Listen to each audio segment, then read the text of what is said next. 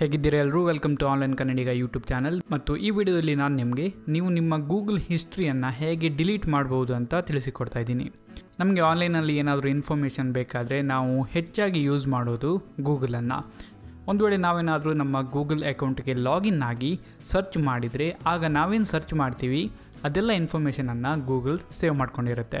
ನಾವು ಏನೇನು ಸರ್ಚ್ ಮಾಡಿದ್ದೀವಿ ಮತ್ತು ನಮ್ಮ ಆನ್ಲೈನ್ ಆ್ಯಕ್ಟಿವಿಟಿ ಏನಿದೆ, ನಾವು ಮೊಬೈಲಲ್ಲಿ ನೀವೇನಾದರೂ ಲಾಗಿನ್ ಆಗಿದ್ದರೆ ನೀವು ಯಾವ ಆ್ಯಪನ್ನೆಲ್ಲ ಯೂಸ್ ಮಾಡಿದ್ರಿ, ಯಾವುದನ್ನು ಇನ್ಸ್ಟಾಲ್ ಮಾಡಿದ್ರಿ ಮತ್ತು ನೀವು ಯಾವ ವೀಡಿಯೋಸನ್ನು ನೋಡಿದ್ರಿ, ನೀವು ಏನನ್ನು ಸರ್ಚ್ ಮಾಡಿದ್ರಿ, ಅದೆಲ್ಲ ಇನ್ಫಾರ್ಮೇಷನನ್ನು ಗೂಗಲ್ ಸೇವ್ ಮಾಡ್ಕೊಂಡಿರುತ್ತೆ. ಮತ್ತು ಈ ಇನ್ಫಾರ್ಮೇಷನನ್ನು ಯೂಸ್ ಮಾಡಿಕೊಂಡು ಗೂಗಲ್ ನಿಮಗೆ ಸೂಕ್ತವಾದ ಆ್ಯಡ್ಸನ್ನು ತೋರಿಸುತ್ತೆ ಮತ್ತು ಇತರ ಸರ್ವಿಸಸನ್ನು ಕೊಡುತ್ತೆ. ಮತ್ತು ಈ ವಿಡಿಯೋದಲ್ಲಿ ನಾನು ನಿಮಗೆ ಇದೇನು ಇನ್ಫಾರ್ಮೇಷನ್ ಗೂಗಲ್ ಸೇವ್ ಮಾಡಿರುತ್ತೆ ಇದನ್ನು ಡಿಲೀಟ್ ಮಾಡೋದು ಹೇಗೆ ಅಂತ ತಿಳಿಸಿಕೊಡ್ತಾ ಇದ್ದೀನಿ. ಸೊ ನೀವು ಫಸ್ಟ್ ಏನು ಮಾಡಬೇಕಂದ್ರೆ, ನೀವು ನಿಮ್ಮ ಬ್ರೌಸರನ್ನು ಓಪನ್ ಮಾಡಿ, ಯಾವ ಬ್ರೌಸರ್ ಆದರೂ ಓಕೆ. ನೀವು ನಿಮ್ಮ ಬ್ರೌಸರನ್ನು ಓಪನ್ ಮಾಡಿ ಆದ ನಂತರ ನೀವು ಅಡ್ರೆಸ್ ಬಾರಲ್ಲಿ URL ಇದೆಯಲ್ಲ ಅಲ್ಲಿ ಟೈಪ್ ಮಾಡಬೇಕು myactivity.google.com. ನಂತರ ಎಂಟರ್ ಬಟನನ್ನು ಪ್ರೆಸ್ ಮಾಡಿ. ಈಗ ನಿಮ್ಮನ್ನು ಅದು ಈ ಪೇಜಿಗೆ ಕರ್ಕೊಂಡು ಬಂದಿರುತ್ತೆ. ಒಂದು ವೇಳೆ ನೀವೇನಾದರೂ ಆಲ್ರೆಡಿ ಸೈನ್ ಇನ್ ಆಗಿದ್ದಿದ್ರೆ ನೀವು ಈ ಪೇಜಿಗೆ ಬರಲ್ಲ.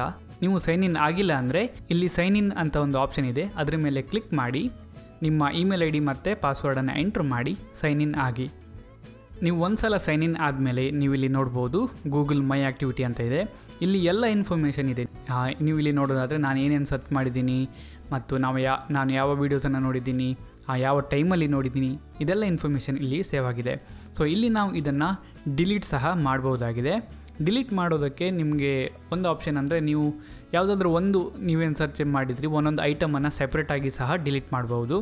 ಫಾರ್ ಎಕ್ಸಾಂಪಲ್ ಇಲ್ಲಿ ನಾನು ಇದೊಂದು ಇನ್ಫಾರ್ಮೇಷನನ್ನು ಸಹ ಸೆಲೆಕ್ಟ್ ಮಾಡಿ ಡಿಲೀಟ್ ಮಾಡ್ಬೋದು. ಅಥವಾ ನಾನು ಡೀಟೇಲ್ ಮೇಲೆ ಕ್ಲಿಕ್ ಮಾಡಿದರೆ ನೀವು ಇಲ್ಲಿ ನೋಡ್ಬೋದು ನಾನೇನು ಗೂಗಲ್ ಸರ್ಚ್ ಮಾಡಿದ್ದೀನಿ, ಯಾವ ಟೈಮು ಅದೆಲ್ಲ ತೋರಿಸ್ತಾ ಇದೆ.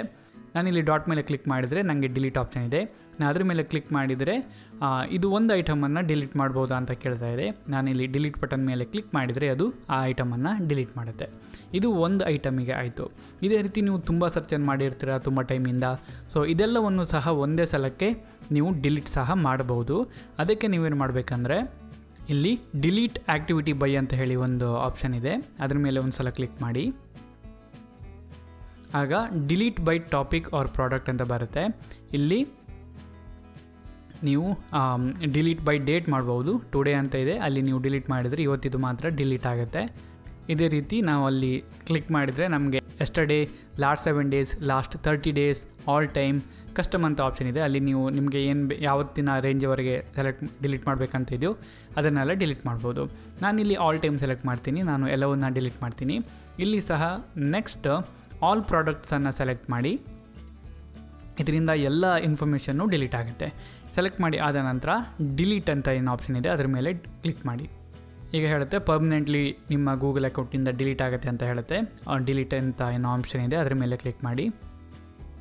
ಈಗ ಕೆಳಗಡೆ ನೀವು ನೋಡ್ಬೋದು deleted activity from all time, ಅಂದರೆ ಎಲ್ಲ ಆ್ಯಕ್ಟಿವಿಟೀಸೂ ಡಿಲೀಟ್ ಆಗಿದೆ. ನಾವು ಈಗ ಇಲ್ಲಿ ಬ್ಯಾಕ್ ಬಟನ್ ಪ್ರೆಸ್ ಮಾಡಿ ಹಿಂದೆ ಬಂದರೆ ನೀವು ಇಲ್ಲಿ ನೋಡ್ಬೋದು ನೋ ಆ್ಯಕ್ಟಿವಿಟಿ ಅಂತ ಹೇಳ್ತಾ ಇದೆ. ಯಾಕಂದರೆ ನಾವು ನಮ್ಮ ಎಲ್ಲ ಇನ್ಫಾರ್ಮೇಷನನ್ನು ಡಿಲೀಟ್ ಮಾಡಿದ್ದೀವಿ. ಸೊ ಈ ರೀತಿ ನೀವು ಗೂಗಲಲ್ಲಿ ನಿಮ್ಮ ಏನು ಇನ್ಫಾರ್ಮೇಷನ್ ಸೇವ್ ಆಗಿರುತ್ತೆ ಅದನ್ನು ಡಿಲೀಟ್ ಮಾಡ್ಬೋದು.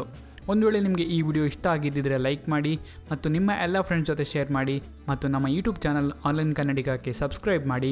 ಇದರಿಂದ ನಾವೇನಾದರೂ ಹೊಸ ವೀಡಿಯೋ ಹಾಕಿದಾಗ ನಿಮಗೆ ಕೂಡಲೇ ನೋಟಿಫಿಕೇಷನ್ ಬರುತ್ತೆ ಮತ್ತು ನೀವು ನಮ್ಮ ವೀಡಿಯೋವನ್ನು ಡೈರೆಕ್ಟಾಗಿ ನೋಡ್ಬೋದು. ವಿಡಿಯೋವನ್ನು ನೋಡಿದ್ದಕ್ಕೆ ತುಂಬ ಥ್ಯಾಂಕ್ ಯು. ನಾನು ನಿಮಗೆ ನೆಕ್ಸ್ಟ್ ವೀಡಿಯೋದಲ್ಲಿ ಸಿಗ್ತೀನಿ.